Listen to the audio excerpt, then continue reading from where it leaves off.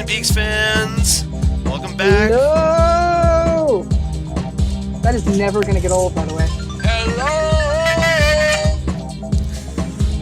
So, yeah, hello.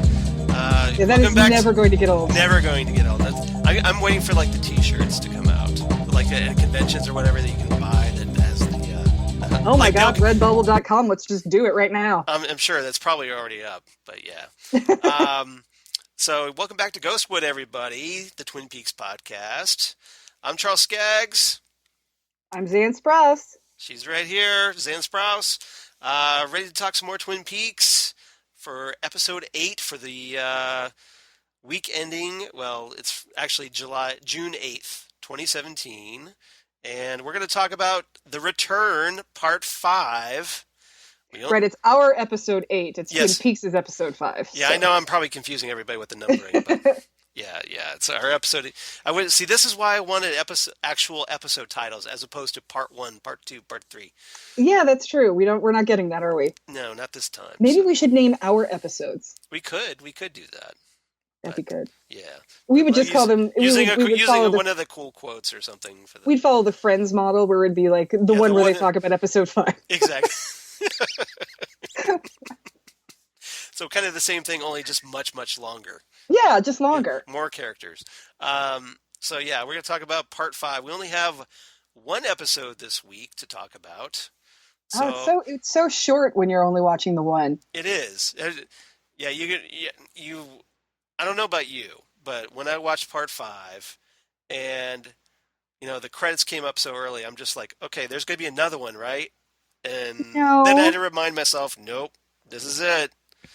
It's like cut in half, and we got so spoiled with those 2-part episodes for the past couple weeks. And not just the 2-part premiere, but the 2-part streaming right after the premiere.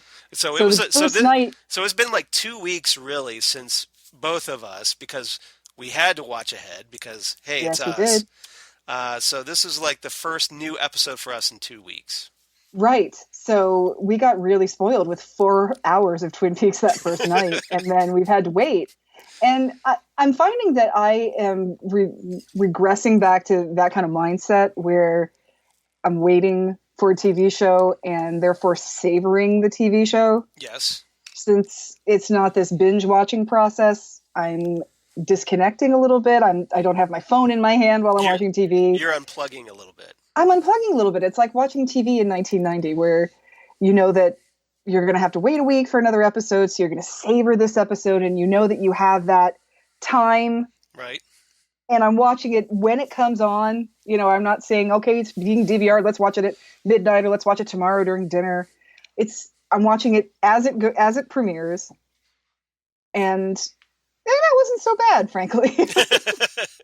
You're okay with it. That's how we used to watch TV, and we liked it. Yeah, exactly. That's how we did it back then in the olden days, and we liked it. But this time, at least, there's no commercials. Yeah. Well, I think it's also Showtime. I think it's also because there's just so much on right now. I know that with the Fandom Zone, we still have a bunch of comic book shows to review every week. Oh yeah. So and then there's shows like that I don't do podcasts for, like American Gods. And Better Call Saul and stuff like that I watch. So yeah, my week's pretty full, regardless. Yeah, I still haven't watched this past Sunday's American Gods, and I need to. I need to get caught up on that. It's good. I'm just saying, it's good. Well, it's opposite Twin Peaks. It's the one that's going to have to wait. I'm sorry. Well, it does for me. Yes, I'm watching Twin Peaks live, and I'm DVRing American Gods. That's exactly what I'm doing too. Yeah. Yeah, that was one of the things I posted on Twitter. That when Twin Peaks came on, I'm like, sorry, American Gods, it's been fun, but you've been demoted down to number 2 status because I'm sorry, Twin Peaks is taking priority on Sunday nights right now. American Gods, welcome to. Yeah.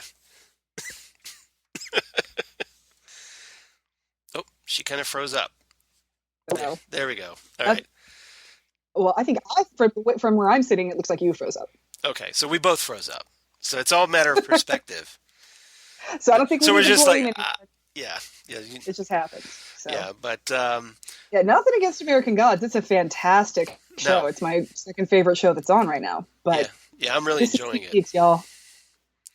I'm trying to like Fear the Walking Dead also debuted this week.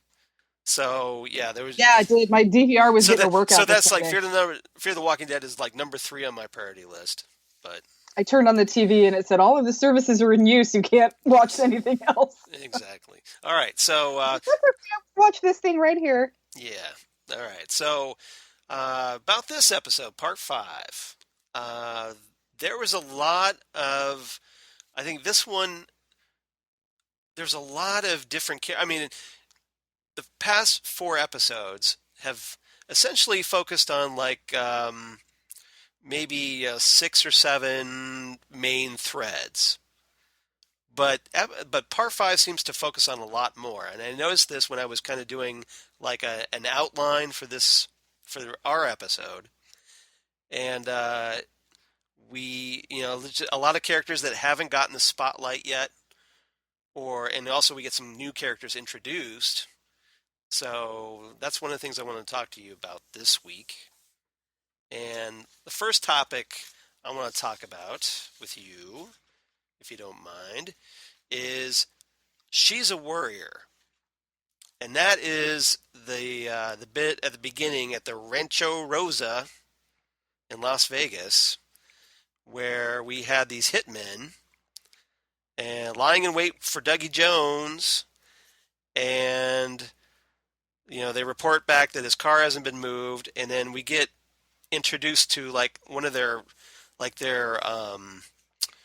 dispatcher or something like this. This The woman, boss lady. their boss lady. Yeah, I'm not sure if she's the boss, but at least she's probably their boss. And And I was thinking, I said in an earlier episode that I was thinking that Dougie Jones, someone was trying to kill him, but yeah, I was thinking that someone was mistaking him for doppelganger. But no, I think someone's trying to kill him yeah. The question, of because, course, is who hired these hitmen? and we find out later in the episode, and I don't mean to get too ahead of myself. We find out later in the episode that he owes somebody money, like 50 grand. Right. So he's got his own things going on, Yeah. Apparently, and yeah. Dougie was up to something shady. something very shady. So we find out that somebody wants him dead, and apparently it's whoever's behind the Philip Jeffries spirit box, Yeah. because the boss lady pulls out this ancient BlackBerry that looks like it runs on steam and calls the box. Right. She makes a phone call and it's to the box. So this is again we have a situation where there's like obsolete phone technology being used. Kind of like with the phone in the briefcase Right. that Doppelganger Cooper was using. Yeah. That yeah, we have like an old outdated BlackBerry, and she sends off a text that says Argent 2. Now Argent's another word for silver. Not sure what that has to do with anything, but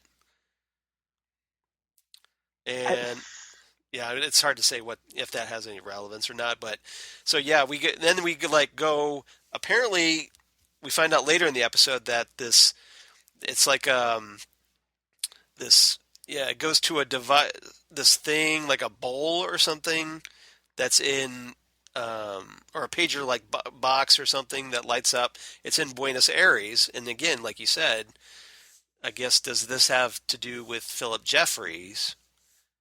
Or is it still with the same Yeah, network of underground yeah, whatever that Philip Jeffries is part of? And see, I was thinking that this has whatever to do with who he owes and what he owes, because argent in French is money, just generally money. right. So, uh, but we still don't know who he owes and what's going on. We just know that Naomi Watts is trying to get him to call these people off because they have, and I got the figure wrong, they have like 400 and some $1,000 in that bag of cash. Yeah, it was like 425 or 450, something like that. Some But really it's up large there. amount of money. Yeah, that's about right. So, yeah, and then apparently the device like turns into what looks like a tiny shard of rock. Just a little tiny shard of rock. Why? We don't know. It's David Lynch. Is that the shard we have to heal the dark crystal with? I don't know. Yeah, yeah. Where are the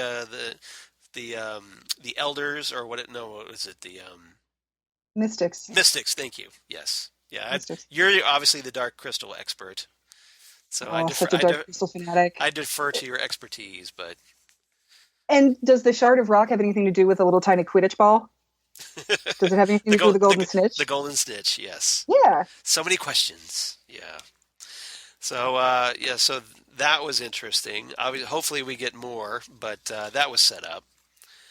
And the next thing we head into, we go back to Buckhorn, South Dakota, for that coroner or that medical examiner, Constance, where she says, maybe it's just me, but I'd start with the wife.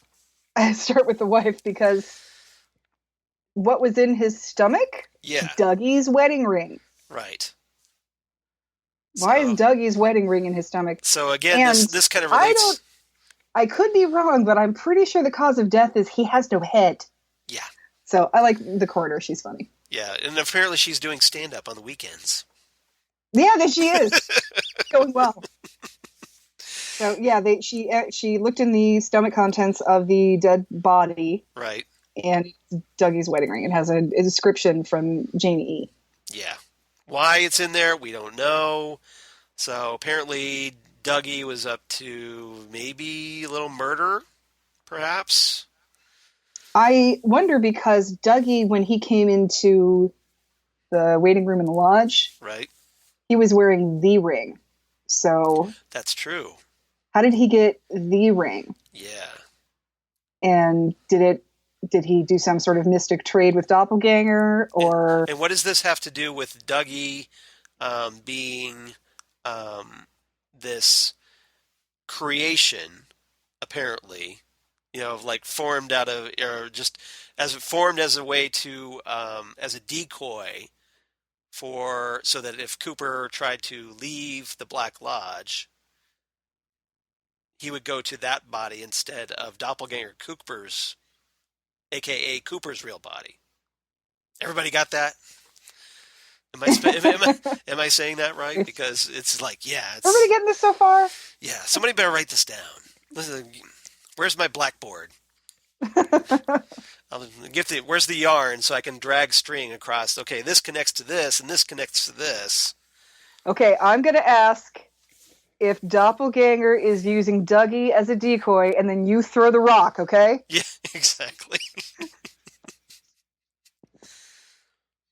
It's okay, Andy. You can't hurt what isn't there. Poor Andy. But yeah, I felt bad. And that like or like that bloody smile or whatever from when he got hit. Yes, he's just kind of laughing about it, but he's all trying so hard. Just stomping around, just walking around like Frankenstein. It was pretty funny.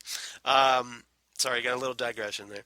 So yeah, somehow something happened between him losing his wedding ring and getting the Owl Cave ring, the Black Lodge ring. Yeah. And we don't know, but it's got to do something with that, the fact that he was manufactured with the golden snitch somehow. Well, and could it have anything to do with whose body that is? Yeah. Because we did get... See, I was listening to our previous episodes and thinking to myself, we should start a Ghostwood Twin Peaks podcast drinking game. You should take a drink every time Zan has a completely incorrect theory. And you'll be drunk by the end of the episode. Oh, no, you've been right. This time I was right. That body is Major Briggs. Exactly. And we find that out later in the show. And that was awesome. I remember you texting me that night. I was so excited. You're just like, hey, I was right. And I was like, yes, you were. That's awesome. And I was in my living room by myself, and I just yelled out, I knew it! And Chris is probably looking... What are you talking to? I'm like, nothing. I'll tell you later. But, yeah, that body is Major Briggs. We find that out because Yeah, at least that's what's hinted because yeah, we go from there. We go to the Pentagon of all places. The Pentagon, and they are tracking who's hitting those fingerprints. Yeah, And this is the 16th time someone's hit those yeah. fingerprints.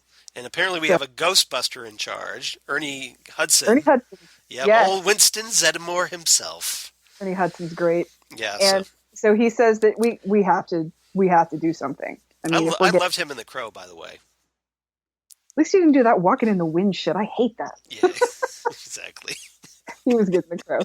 Yeah, He's always good. he's always good. He's always good. Yeah, you're right. So yeah, and then yeah, it was the 16th time in the last 25 years, and then there's yeah, apparently, and then I guess he sends a one of his assistants, maybe, or something like that. I'm not sure what her rank is. Yeah, I'm not sure either, but basically he's sending her to Buckhorn. I hear it's lovely this time of year, Exactly. So and they're going to have to get in touch. He says they have to get in touch with the FBI at this point. I have to think a lot of these people. I mean, I'm just waiting for them to start connecting to each other. Yeah, It's like Game of Thrones. You're like just waiting for certain characters to meet other characters. yeah, and You know what's coming, but you're not just like, okay, I want to see them together now. since Gordon and Albert are already in South Dakota, I think everybody's going to meet up and Yeah, it's this big figure out what's convergence. going on. Yeah, Yes, the yeah. Grand Conjunction. The Grand Conjunction, very nice. I'm not going to let this dark crystal thing go. Just settle in. Maybe you ought to write an article like the parallels between Twin Peaks and the Dark Crystal. That's great. When Geeks Collide by Well, Van yeah, Strass. exactly. So, and meanwhile, we've got Tammy, Agent Preston, uh, going through Dale Cooper's fingerprints and also going through comparing that against Doppelganger Cooper's fingerprints. Something's not right. Something's not right. She's just like, And I was trying to pay attention. It looks like she's zeroing in on the ring finger. I think so too. I thought so too, and I don't know. So I do you was think able maybe to the see- fingerprint whorls, are reversed? either they're reversed or they're Bob, Mm, because we did see right. They're not Bob in this Cooper's. episode.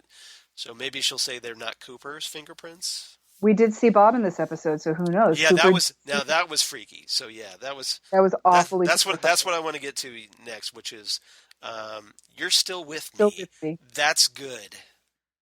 Did that freak you out or what? It freaked me out, and it made me sad Yeah, to think of Cooper having to have been with him for this long, yeah. and then it made me sad because If Cooper's spirit is in the Black Lodge, he wasn't with Bob. Bob was just in his body, right? right, but that's. You ever loan a friend some clothes and they just don't treat them right? Imagine this times a million, and that's what's going to happen when you Time get for your a new friend, I think. Ugh. Yeah, And of course, I felt sad because and that we're not mor- going and, to see and much that more. morphing scene where he's looking Yep. into the mirror. And, That was enough. Thank you. yeah, and Doppelganger's Cooper just his face, and that was a great way to kind of work Bob back in and remind, because we did have that question. We were talking about that in previous episodes. Is Bob still in there, or is he not? And And how apparently, him. yeah, and apparently he's still in there. So, and they figured out a way, and they figured out a cool way to make it work by morphing Kyle MacLachlan's face with Frank Silva's. They did, and they don't need the obvious. No, you don't need to image. show you don't need to show the whole thing. But No, you don't need that obvious image because those of us who are watching this we know. most likely saw the last episode of the original series, so we know that that's Yeah. Bob in there. So Yeah. when we see a hint of Bob, we're going to know it's Bob. Yeah. And that made me a little sad as well, just thinking about that we won't be able to see Frank Silva.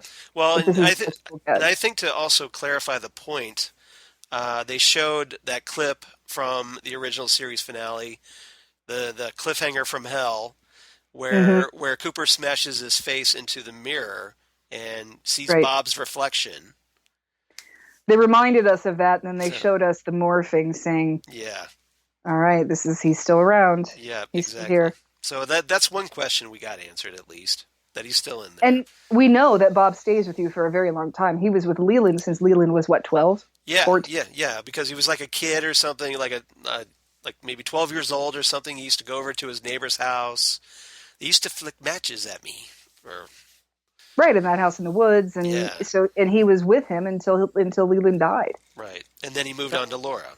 And then Well, he tried to. oh, He was still in Leland, but he tried to corrupt Laura as well. he tried to corrupt Laura, but he never. Laura was too strong for him. He never got into Laura. Right.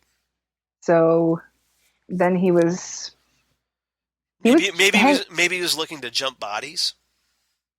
maybe, but after Leland died, I think he was just hanging out for a while, Yeah. hanging out in the waiting room until Cooper showed up. Right. And then he's like, "Oh, I'll just take this for a ride." I'll just take this guy. Yep. So Bob's gonna have to give 2 rides. Gross. Sorry, I don't know why my brain went there, but it did. Ew. Apologies. So, then we're introduced to a couple of new characters as we get the return of Mike Nelson, Gary Hirschberger. This is by far my least favorite Mike Nelson from television. Yeah, Gary Hirschberger. yeah. He's not Michael J. Nelson from Mystery Science Theater No, 3000. he's just Mike Nelson. See, I knew where you were going with that. Oh yeah, Mike. Not Major Nelson from I Dream of Jeannie. Oh, what was his first name? I can't remember. Apart from Master. Master. It just so happened his first name was Master. It was very Just so coincidental. happened. That worked out really well. Yeah. Yeah, so Gary Hirschberger is selling cars. Mike's selling cars. Yeah, apparently just like Bobby, Mike has also hit the straight and narrow, and now he's just some, like, office schlub, like the rest of us. Oh, that's what it looks like so far. Yeah. So, yeah, um, so, this one, like, really burned out kid, Oh. whose name is apparently Stephen Burnett, Mm-hmm. and he's played by Caleb Landry Jones, who I first noticed when he was playing Banshee in X-Men First Class. Oh yeah, that's So right. if you're wondering where you've seen him before, that's probably where. There you have it. So, because I'm a big Banshee fan, because he's like Irish superhero. How many are those? How many Irish superheroes are there? Like 2. Well, if you watch American Gods, That's true. There's Yeah, God yeah. too. One of the Old left man Sweeney. Yes, who is terrific on that show. How do you have a mullet and a mohawk at the same time? He pulls That's it off, impressive. but and a handlebar mustache, right? He pulls it off nicely. He doesn't really do too much with the facial hair, but yeah, he totally has a mullet and a mohawk. It's impressive. Yeah. So yeah, this rumpled, strung out looking guy named Total loser. total loser. He has like probably a totally half-assed resume. He probably didn't even know how to spell his name. He seems like such a loser. Yeah, exactly. So Mike calls him in and tells him what a piece of shit he is and tells him to get out. Yeah, which was funny. But Mike's still not a nice guy, but we find out later how much we hate this guy. We start to really hate this Steve guy later because... Well, he calls him that. He's like, what an asshole. And it's like, yes, apparently he is an yes, asshole. He is, because he's married to Shelley's daughter. Yes. So Becky. lucky Shelley, this is her son-in-law. Fast talking guy is another fast talking guy with a cool car. Exactly. So yeah, apparently it's come Becky. It's come full circle as Becky, who's played by Amanda Seyfried, and we had gotten Becky's name mentioned early in like episode 1 at the end, I believe. Where she's talking to her friends about. Yeah, exactly. When Shelley was talking to her friends, and then but here we actually get to see her. Apparently, she's working for like a bakery company called Sweet Loaf. Is that what it said on the? That's what it said. Yeah, that's what it said. Okay. Sweet Loaf. And so they do bread deliveries for the Double R. which works out great because, hey, Shelley still works at the Double R. And apparently Becky hits Shelley up for money. And Norma, so we get Norma back, which was Norma nice. still owns the place. Yeah. Peggy Lipton. I was wondering if maybe Shelley and Norma are partners now. I was thinking that too, that Shelley's been there Because they so long see, and they're such close friends, and yeah, it seemed like she would Shelley, want like do a buy-in or something, and yeah, she's going to do a buy-in because Norma's going to have to retire someday, right. and Shelley's the perfect person to groom to take over the business, and they're like they're like a sister relationship. So I can't imagine Shelley wearing the exact same waitress uniform for 25 years and not expecting a piece of the action. or at least a pie recipe. Oh, I see what you did there. See what I did A there? slice of the pie.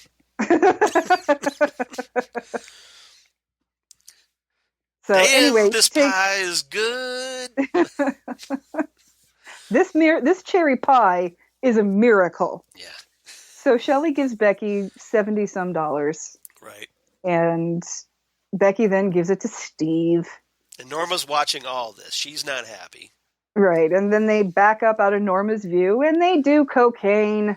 Yeah, so apparently, yeah, you're getting a total. I don't know about you, but I'm getting a total Laura Palmer vibe off of Becky right now. That she's involved with a guy like Bobby Briggs, and she's doing coke. No, she's involved with a guy like Leo Johnson. So she thinks she's more Shelley than Laura. I think she's Shelley and Laura put together. I think she's Shelley in the fact that she's not just falling for the wrong guy, but the wrong guy that is bad for her. Right. But she's also in the throes of addiction with cocaine. Yeah. So she has that about her with Laura. And the idea, and when you see her take the cocaine, she just sort of leans back and looks at the sky. So that was one thing. That's what makes her happy. That's what Right. takes her to a good place. But when she comes back down, she's in a really rough spot with this guy. And unfortunately, they're married. Yeah, Just like Shelley and Leo. And he knows how to work her because she's addicted to the cocaine. She's addicted, and she loves him for whatever reason. Yeah. She still loves him, and so I'm thinking that maybe he's not abusive yet. Maybe he just has the cocaine, and that's why she's still there. He's just the what she thinks is this hot guy or this cool guy in the hot car. Cool guy in the hot car. Yep. But all he really wanted was a maid. He didn't have to pay. Exactly. So, and I'm curious about who Becky's father is, because in the credits we know she's married to Steve because she's listed as Becky Burnett. Yeah. Now I was wondering if it was that guy that was in the Roadhouse that was kind of pointing over to Shelley. Like, the one who was with James. Yeah. Well, no, not that guy. Not the young kid. There was like another older, like sort of guy. Yeah. There was a guy about Shelley's age. Right. I don't know if it's him. I don't know if it's Bobby. With kind of grayish hair. Yeah, I don't know if it's Bobby or who it is. Yeah, I don't know who. We still don't know. We still don't know who her father is. Yeah. So, but yeah, that scene where she's like got her head looking up at the sky and she's just feeling, the rush, or all the effects of the cocaine in her system, and she's got this big Laura Palmer smile on her face. She does. Like, the smile fills up into her entire face. And we get the Paris sisters. I love that you love how you love me. I love how you love me, which was perfect for that. The thing about Becky, though, is I don't think she's as strong as Laura. I don't think Laura would have ever given up that much control over her own sexuality as to be married. Right. So I think that's where she's more like Shelley, where she has this. I don't know if innocence is the right word, but this idea of traditional love more than Laura does. Right. And this dream of the cool guy in the hot car and the being in love and the romance, but unfortunately the romance is with the cocaine. Yeah. It's so you see her more going down the Shelley path than the Laura path. I see her as a Shelley with a worse Yeah. addiction. Yeah. See, I was trying to figure out, like, well, okay, presumably there's going to be another murder in Twin Peaks. That's the thing. It could. And She's she seems like right she would for be it, she seems like she would be the great suspect for that. and I would hate the suspect or the victim. Oh, that's what I meant. I meant the victim, but I mean the Okay, suspected victim. How's that?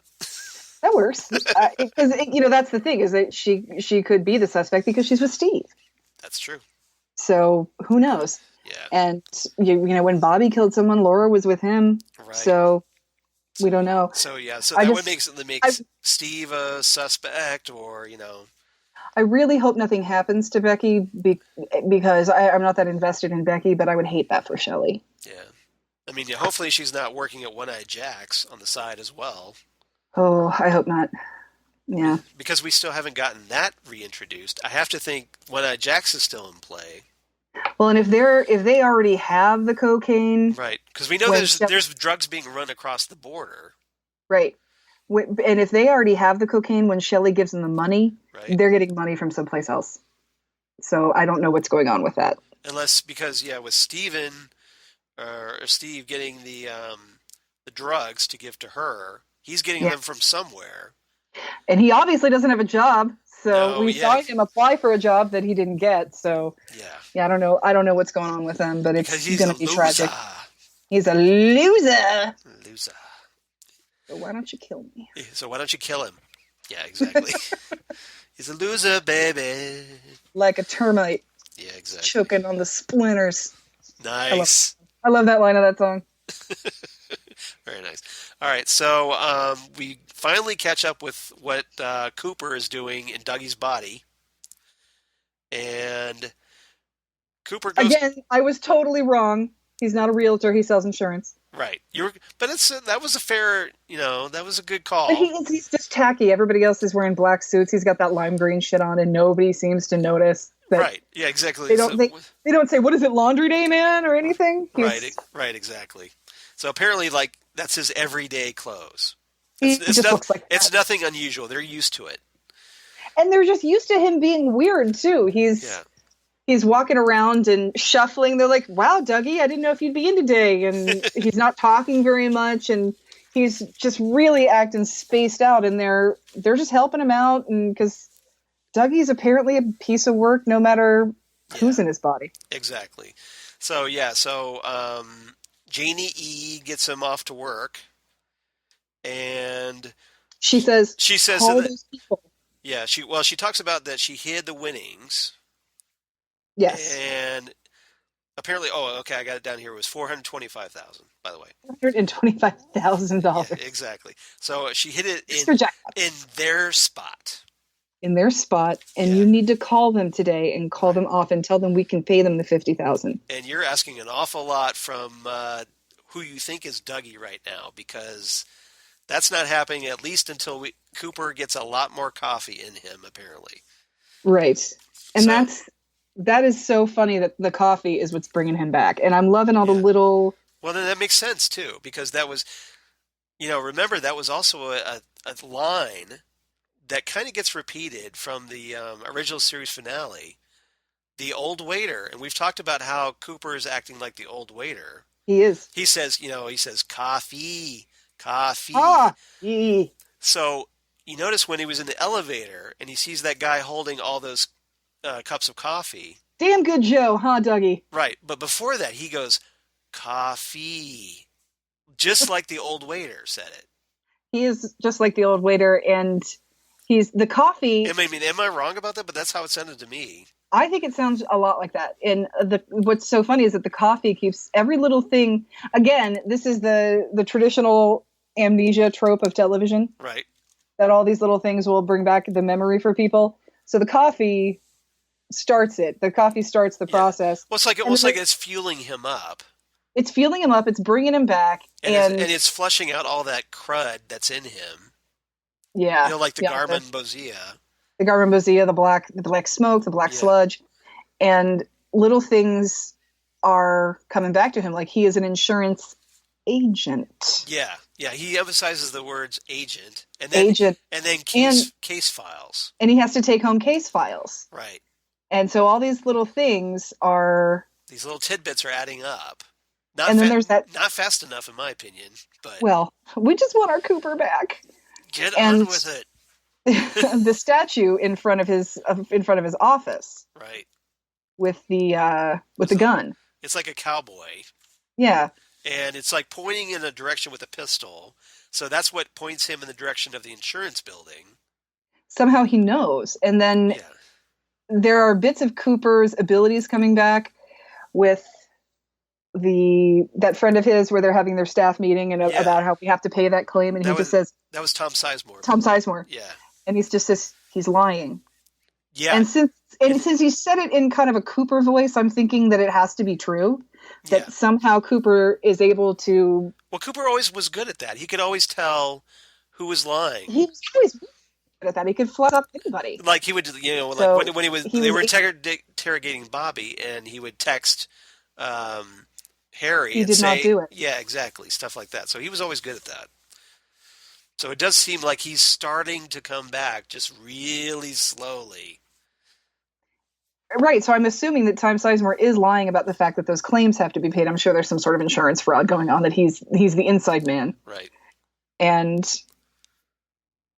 so he's all pissed off that like say it to my face, Dougie. You're lying. Yeah, go on, out with it. So yeah, he's all, and then he gets called Dougie in air quotes, gets called to his boss's office, and that's when he talks about the case files and the agent. Yeah, so that's kind of it for Cooper this week, apart from the end credits where he's looks so sad just staring at that cowboy statue. What is going on, and what is going on with Cooper and shoes? Because did you see him looking at that cowboy's shoes? Oh, see, I thought it was looking like his belt buckle or something, but maybe I thought it was the shoes. Okay, maybe it is the shoes. I could be wrong. His shoes got left behind in space, and now he's looking at the cowboy shoes. I don't know what's up with shoes. I don't know either. New shoes. New shoes. You beat me to it. New shoes. You're so much faster than me. You beat me to the punch. Okay, so we pick up with, or we go back. I think we focus more on, or we go back to the casino. I'm sorry. Yeah, we go back to the casino, and we're introduced to the Mitchum brothers. Jim Belushi. Yeah, not Mitchell from Mystery Science Theater 3000. Oh, thank God. Oh, thank God. Mitchell. But yeah, it's not Joe Don Baker. So, but who is no longer with us, but still, thank God it's not Mitchell. Yeah, but it is Jim Belushi, as you said, and Robert Knepper, who's always fun to watch. He was recently on iZombie. He was a hoot there. So he's always great to watch. He's great in the Transporter 3. I think he's in lots of stuff. Heroes, he was on. Oh yeah, that's right. He was on Heroes. I forgot about that. Yeah, he was during that Carnival season. Okay. On Heroes, but yeah. So it's Rodney and Bradley Mitchum, and they have 3 blonde showgirls: Mandy, Candy, and Sandy, as their arm candy. No pun intended. And so Rodney is really pissed off at the casino supervisor guy. Yeah, he thought he was going to get some flack for letting $425,000 walk out the door. And he thought he was going to get killed, so I think he got off easy by just being told to leave town. Pretty much. So yeah, but he gets the crap kicked out of him, and then that pit boss Warwick, which is David Dasmalchian, he gets apparently promoted in the process, and he's told, like, hey, if Cooper ever shows up again, to let the Mitchum boys know. Yes. So presumably he's going to go back to the casino at one point. Or they're at least hoping he is. And if that happens, then... Yeah, because I can't think that's going to be the last we see of the casino. Right? Probably not. But I don't know why you would go back. But well, I'm assuming that whoever he owes money to, right, has something to do with gambling debts. Yeah, unless it's whoever's on Cooper's trail investigating, trying to piece together what happens. I don't know. Now I'm still not sure who those other guys in flashy cars are that are after Dougie Hot with their guys and mustache. flashy cars. Those were not hot guys. Yep. I'm telling you right now. Bad boys and flashy cars. So then we go to what has to be the episode's bizarrest moment or sequence ever, which is, of course, is old Dr. Amp, Dr. Oh Jacoby. my God. Did, Like I said, I was reading way too much into those shovels. apparently. Yeah, Oh my because you were God. saying like golden shovels was a metaphor or meaning something. I can't remember what. Yeah, it's some sort of poetry format. And Yeah. I thought maybe they were going to have some meaning about breaking ground or whatever. No, they're shit shovels. They're golden shit shovels, $29.95, and you can order them from Dr. Amp off of Yeah. his YouTube channel, which apparently all the crazy people in Twin Peaks are watching because Ex- Jerry Horn's watching it and Nadine Hurley is watching it too. Which kind of tells you something about his audience and who he's catering to. Yes. That tells you everything you need to know. Pretty much. And I like Jerry. He was sitting in the woods getting baked while he's watching the video podcast. Just getting totally baked, Yeah. possibly on more baked goods. Yeah. And and he's sort of laughing. I think he's watching it ironically. Right. Well, But but if he's stoned, yeah, he's just probably giggling at everything. He's probably just thinking, "Oh, this is hilarious." But yeah. But Nadine looks really into it. I think Nadine is like gonna vote for him later. Yeah, exactly. So, but yes, Dr. Jacoby is out in the woods painting shovels because he's nuts. Yeah, apparently Dr. Jacoby has gone. We thought he was over the deep end before. He's way out in the woods right now. He is. Oh gosh. I mean, he is up in Sandusky in the blue freaking hole, man. He is not coming back from this deep end. Let me tell you. Yeah, pretty much. So yeah, so he's doing video podcasts now. Now he's trying to I don't know if he's just raising money to eke out his weird existence in a trailer, or if I have no idea. or if he's doing it for a purpose. I don't know, but yeah. So he's basically like he's gone total Alex Jones, and he's talking about like vast global conspiracies, poisoning foodstuffs in order to give us like all kinds of terminal diseases. And he's like, it's 7:00. Do you know where your freedom is? Yeah, of course he has some crazy off the grid YouTube channel. Right. That everybody can watch.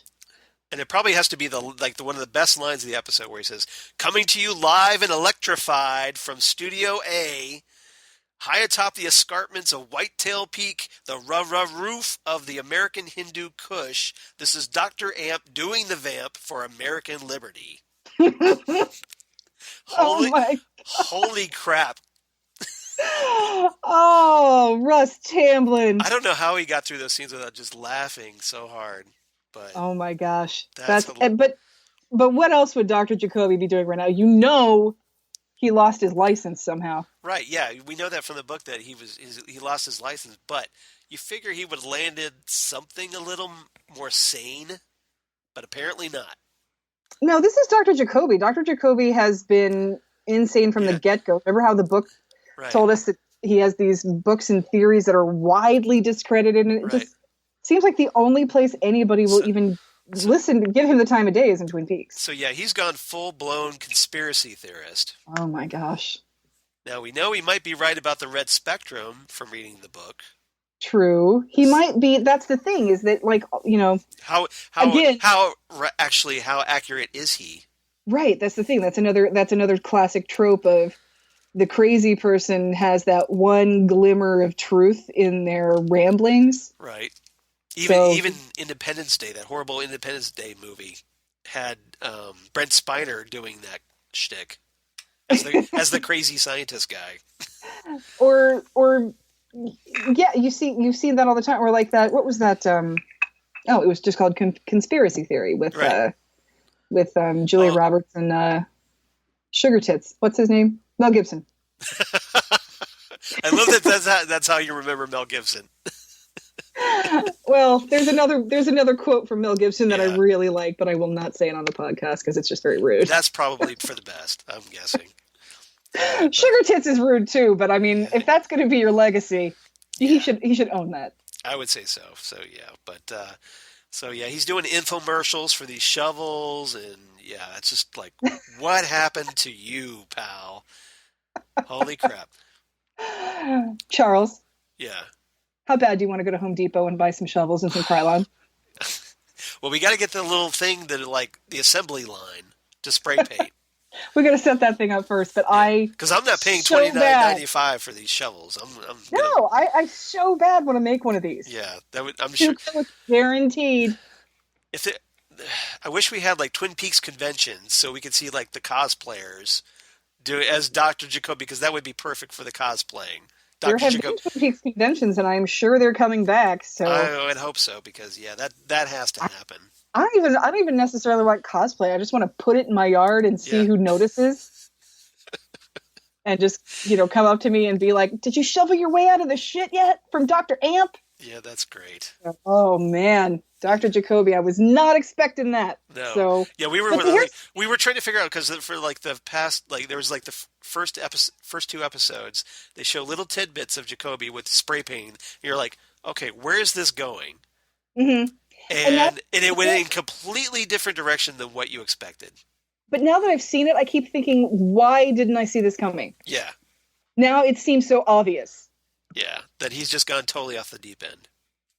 All right. Totally off the deep end. Okay. So now on to a more unsettling topic, and that's the keep the whole pack. Chad, I told you Chad was up to no good. Yes, Chad is up to no good. He is a crooked cop. He's taking bribes. Yep. Chad's no freaking good, man. Every office has a Chad, and apparently this one is up to no good. Oh, I don't like Chad. All kinds of shady. I don't like Chad. So yeah, we go back to the Bang And Bang Bar. I'm wondering now, Yeah. Is Chad messing around with Bobby's cameras?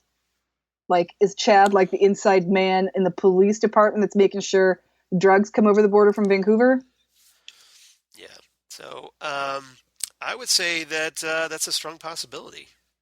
I think that's I don't know what's going on with Chad, but I don't like it. I don't like Chad. something's going on there. But Yep. he's obviously doing more than just talking to his pine cones. Oh, Yeah. So knew that guy was up to no yeah. good. Well, so yeah. So we're at the Roadhouse again. The band of the week is Trouble, and the guitarist for that band is He's actually related to somebody, isn't he? yeah, a little nepotism going on, because yeah, the guitarist happens to be David Lynch's son, Riley. Yes. So he's had both his son Austin, who played Mrs. Chalfont's creepy nephew or Mhm. grandson, creepy Grandson, yes. yeah, creepy grandson, and that was it. So he was there and like in Fire Walk with Me, and then here we have Riley playing with the band, and actually apparently he is part of the band. He is. Yeah, this is his band, and they're pretty good, actually. Yeah, it was pretty good. It had a very like Blue Frank feel to it. Yeah, yeah, The Pink Room music. Yeah, kinda. yeah.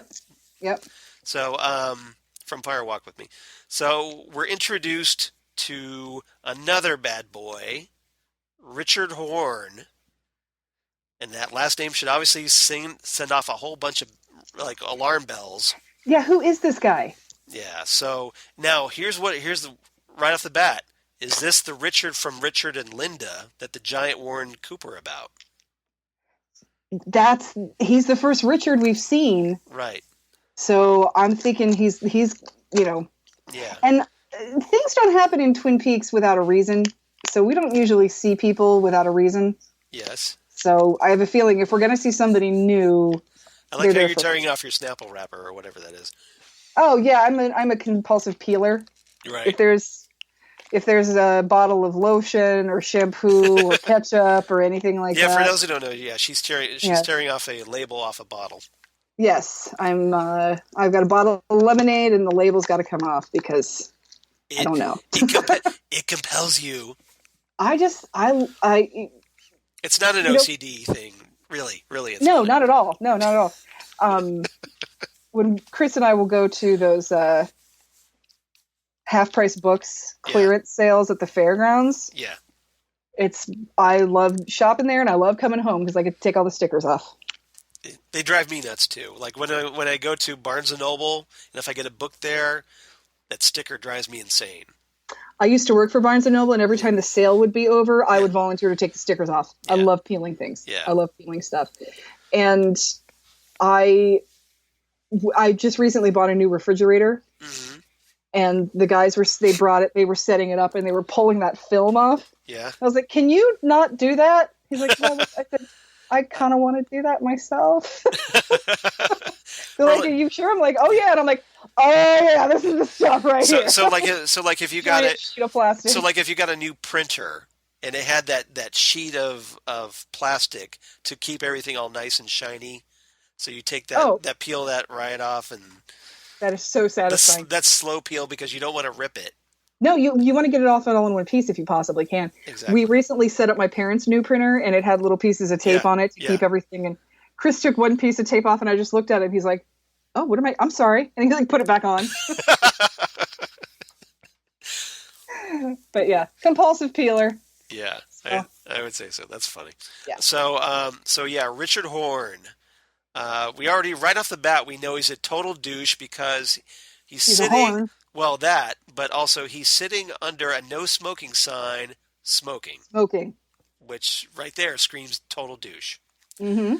And so he's getting kind of crap from the like the Roadhouse manager or whatever. And then of course Deputy Chad shows up. I'll take care of this. Yeah, I've got it. And he says, "Give me a smoke." And Richard gives him an entire pack of cigarettes, Which, which when he opens it up, has a couple $100 bills in it. So so yeah, Chad's on the freaking take. exactly, total bribe. Mm-hmm. And then just as if it's not enough just to like totally bribe a cop, Then he has to practically sexually assault somebody. pretty much. Now maybe that's why he did that, so that he could get away with like, yeah, pretty much sexually assaulting a young girl right there in the booth. Oh, he's no good. I'm wondering who he is. I mean, he's not Yeah, that old, yeah. I so mean, he could. so let's hope it's not Cooper's kid. Well, But if it he would. is, that would explain the Richard and Linda. Well, how would he be Cooper's kid? Well, that's true. He never had sex with Audrey. You're right. No, so is it Billy Zane's kid? That's the only other suspect if it is that. But I seriously, Unless he's related to Jerry. unless he's Jerry's, which could very well, Yeah, we don't you know know, what Jerry we don't gets know around. what Jerry was up to. Well, the thing is, I seriously doubt that if Audrey had been pregnant by John Justice Wheeler, that not to be too macabre about this, but I don't think the pregnancy would have survived that explosion. Yeah. So it could, but just what I'm saying is that he's not. He Yeah. doesn't seem like he's a very old person, so he could I think you're technically be Audrey's. yeah, I think you're right. I think it's I not. doubt, I seriously doubt he's Johnny's, Yeah, I do too. and I can't imagine him being Benjamin Horn's son. I can't imagine Benjamin Horn having more kids. I mean, yeah, So doubtful. I don't know. I don't know. But yeah, so it's probably Jerry's. Yeah. The question is grandson, maybe. Grandson, love child. Who knows? Yeah. Oh, he's the. Yeah, who Is knows? his mother Hepa the Snow Queen? Right. Yeah. So who knows? Yeah. But obviously he's got a has some horn connection. I guess we'll find out. Hmm. But yeah, that was a really disturbing scene with That him. was very disturbing, and and you're thinking like you have like 300 times more police now. Yeah. Why are Exactly. these people here? Oh, because there's Chad. Yeah. Exactly. The one cop that is actually there, able to do something, is totally corrupt. Great. Hmm. Yeah. Good. All right. And so our last scene is at that prison where Doppelganger Cooper is being held in South Dakota. And if you remember, this was the same prison that Doppelganger Cooper, before he was caught, was looking up schematics for. Yes, he Right? was. Right? So he finally gets his private phone call. Yeah, and This was big.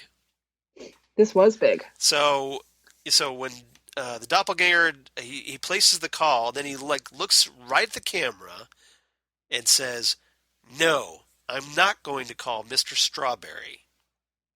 Not going to call Mr. Strawberry. Not going to call Mr. Strawberry. We have no idea who Mr. Strawberry is. What's up with that?" But another question thrown out, or is he just like talking nonsense? Who knows? Who knows? I'm expecting there is a Mr. Strawberry. Right, exactly. So he picks up the phone and then he dials like a crazy long series of numbers. And Again, I'm assuming it's the Philip Jeffrey Spirit Box network. probably. And so this, in the process of doing this like freaks out the entire prison. Their phone system, their electrical system, Alarms their are going surveillance off, system, lights everything. are flashing, dogs and cats living together, mass hysteria. Mass hysteria. The cops are freaking out, and whoever Doppelganger Cooper's talking to, excuse me, he says, "The cow jumped over the moon." So we're getting nursery rhymes. Yes. And then all of a sudden the doppelganger hangs up and everything's back to normal. What did he do? Who did he call? Yeah, so what's up with the disruption? What created that? How was he able to do that? Who was he actually talking to? What did he actually call? Yeah, so many questions. So many questions. And then we're left with, again, Cooper staring at the cowboy statue. For the entire credits. Yeah, as we hear Windswept by Johnny Jewel. Yes. So, that's our episode. Anything else that I left out? Forgot? Well, the only other thing is we once again saw the crack addict mother and her child. Oh, yeah, Crack Mom. Who almost gets blown up when Dougie's car is blown up. So...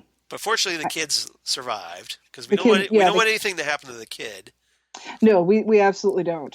We wouldn't mind it if Crack Mom blew it up real good. But I'd like for somebody to find him first, so he doesn't stay in the house with no food. Can we get Child Protective Services in there to get the kid out and then let Crack Mom get blowed up real good? And then let her go try that car out, see if she can start it. Yeah, pretty much. So what did Dougie do? Because I don't know, man. $50,000 doesn't seem like.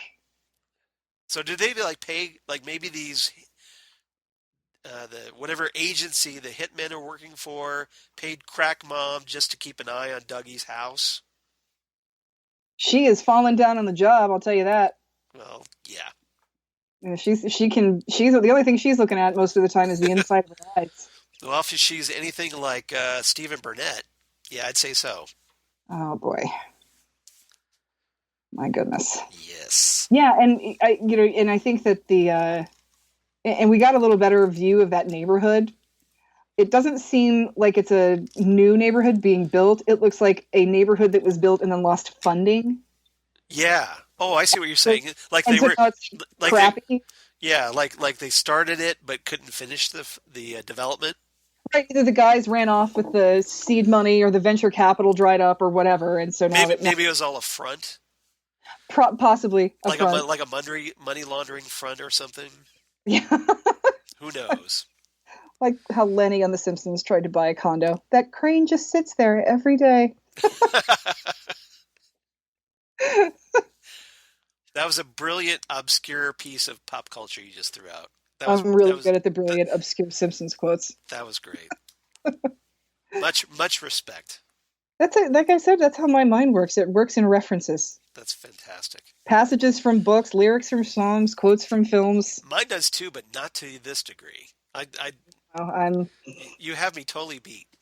I'm just lucky, I guess. Every once in a while, someone finds it extremely entertaining, but most of the time, people are just confused as hell when they talk to me. Well, I'm entertained at least. So, Well, that's good. I'm and glad. hopefully all you out there are entertained as I well. hope the listeners are Yes. entertained. So, um, all right. Anything else? No, I think we got it all. I was just so excited to be right about Major Briggs, although I don't like the fact that he's headless in South Dakota with somebody else's wedding ring in his belly. Yeah, you don't really want. Maybe that's why he was headless floating through space. Yeah, that's right. You That's know, where his head when is. he said Blue Rose. And I'm curious, I'm dying to know what those other 15 hits on his fingerprints were.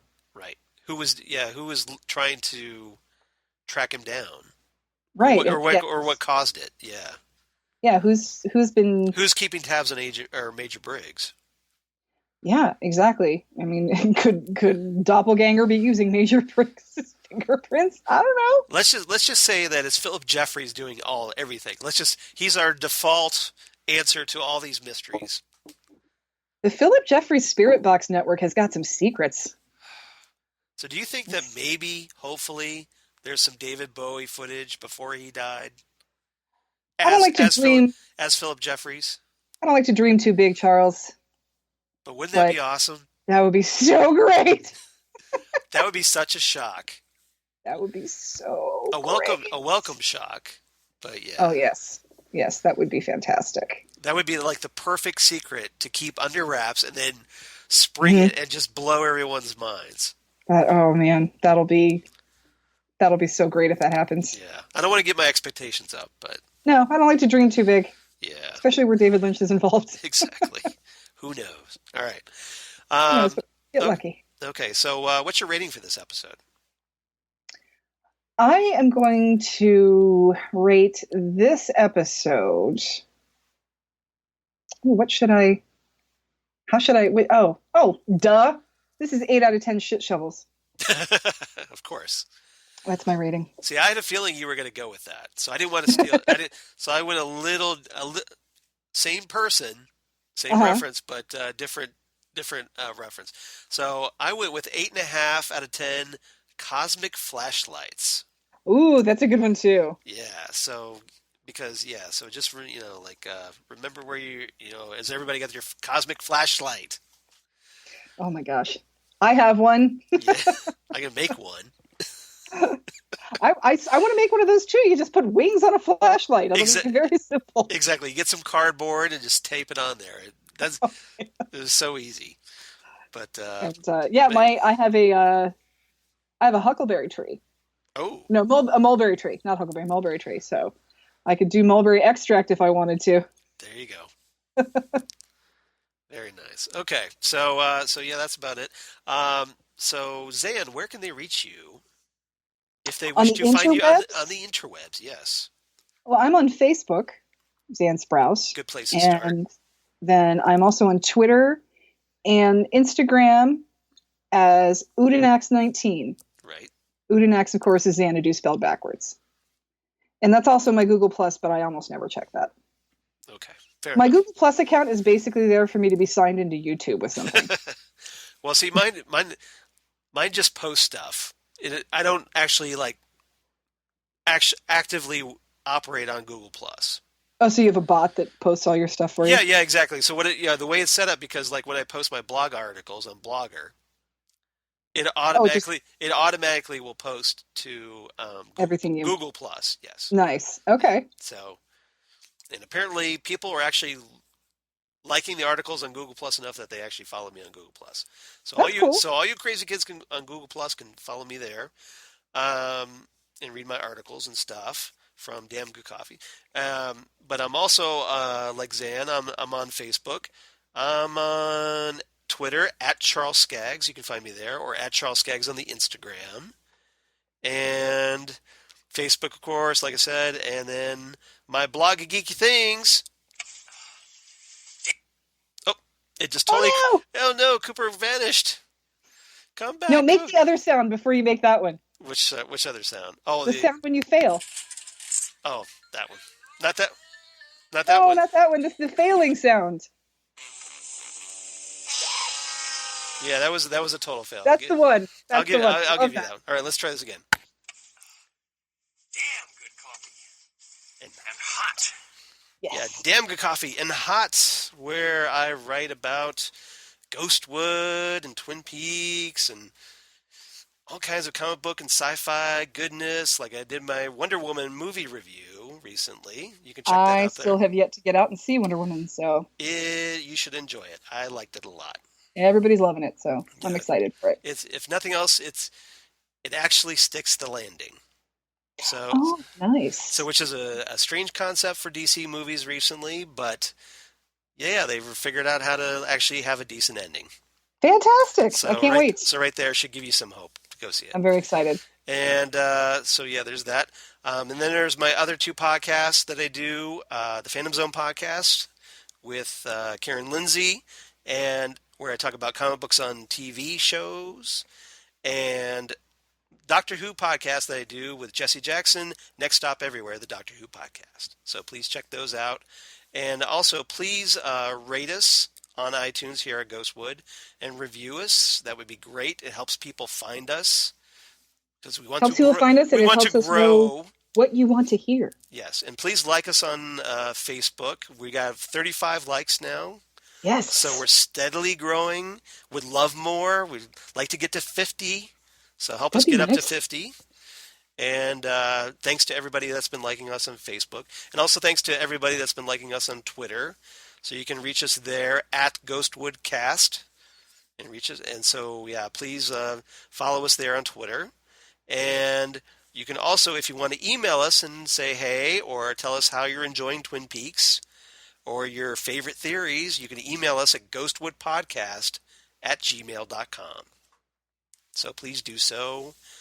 We would love it, and we will read those comments right here on the podcast. Yes, keep in touch, everyone. Because we're cool like that. And we just want more people to talk to about Twin Peaks, for sure. Exactly. So yeah, and you can always talk to us on Facebook as well, and all kinds of stuff. That's why we have the page. So we want to grow the community. So all right, I think that about does it for now. It's weird to be like ending so soon, isn't it? Only an hour of television. That's true. That's true. So so everybody gets out of school early today. Class lets out early, kids. Exactly. So you can actually go do other stuff instead of just listening to us yap all day. Since we were like almost 2 hours last week. I know, right? This is very efficient for us. Yeah, it is. So let's end on the good note, nice efficient note, and we will see you next week for the Return Part 6, and those innovative episode titles continue. And please come back and join us right here on Ghostwood, the Twin Peaks podcast. Bye, everybody. Bye.